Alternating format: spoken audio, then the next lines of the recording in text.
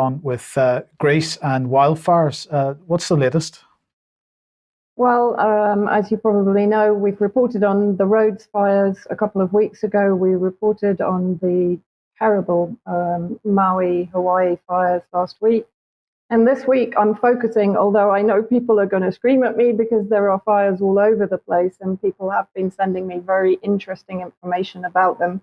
But this week I'm going to focus again on Greece, on the port of Alexandroupolis, which is in northern Greece, very close to Turkey. And interestingly, if you look to the southeast, Çanakkale, if I have probably murdered that word, has also been affected by wildfires, which temporarily closed down the shipping lane there, the Dardanelles Straits. But just moving on, this shows basically the extent of the wildfire in the area which is known as Evros, and Alexandroupolis is basically the capital of Evros, of the region of Evros. And as you can see, if we move on to the next slide, so Copernicus, which is a sort of a database for wildfires and information and data.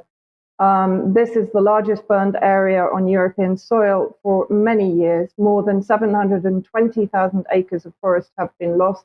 And of course, the usual stories, awful stories of farm animals, children being trapped.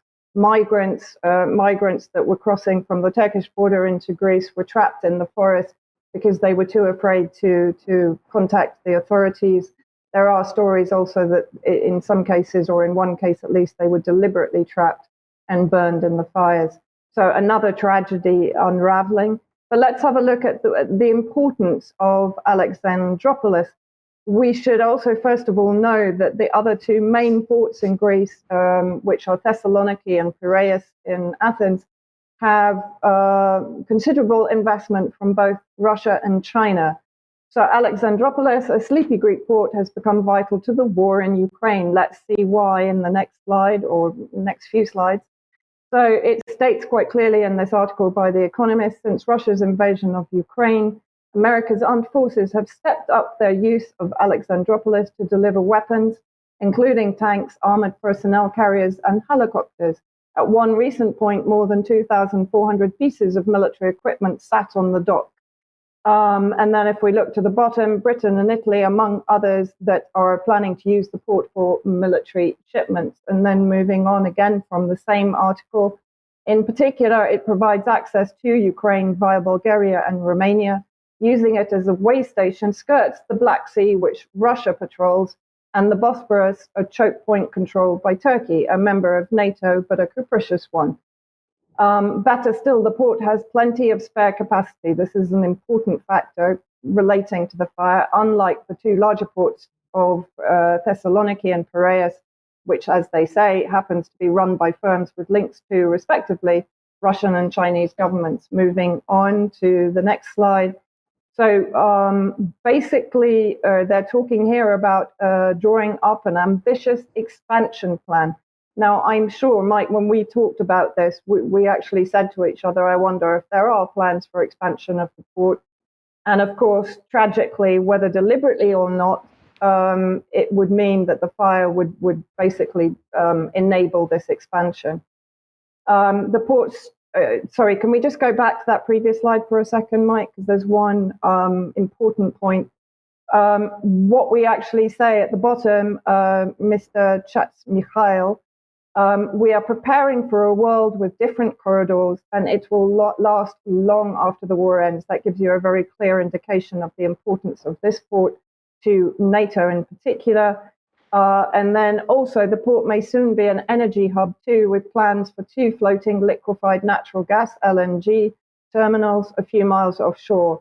These will bring mostly American LNG to Greece, Bulgaria, and other parts of southeastern Europe, helping them to reduce reliance on Russian gas. So this gives again an indication of the importance of this port to NATO to reduce reliance of Europe on Russia. Greece and Bulgaria very recently signed a memoranda that changed the energy map of Southeast Europe. They made it very clear in the next slide that the floating natural gas regasification unit in Alexandroupolis is progressing. In our region, a new dense network of energy roads is being formed in the Balkans, in Europe and beyond. Greece and Bulgaria have a crucial role to play in Europe's energy security, and they can offer wider services to the EU.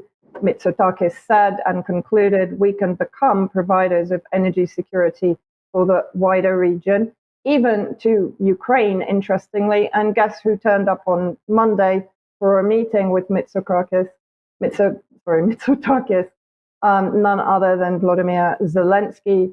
And Greece has given its reassurances that it will continue to support Ukraine, including alleged training for the alleged F-16s that are going to be supplied to Ukraine. No mention of the wildfires by Zelensky, no offer of help, no offer of condolences to the families. He simply turned up to ensure further NATO member state supply to Ukraine. So, obviously it's just a coincidence that everywhere we look at where wildfires are actually burning at the moment, there seems to be development plans for the area that the fires are burning. But that, it's coincidence. Just because it's global warming that's causing this. Yeah. Exactly. So that they can bring the fossil fuel LNG. Yes. Okay. Okay. Thank you, Vanessa, for that. Now,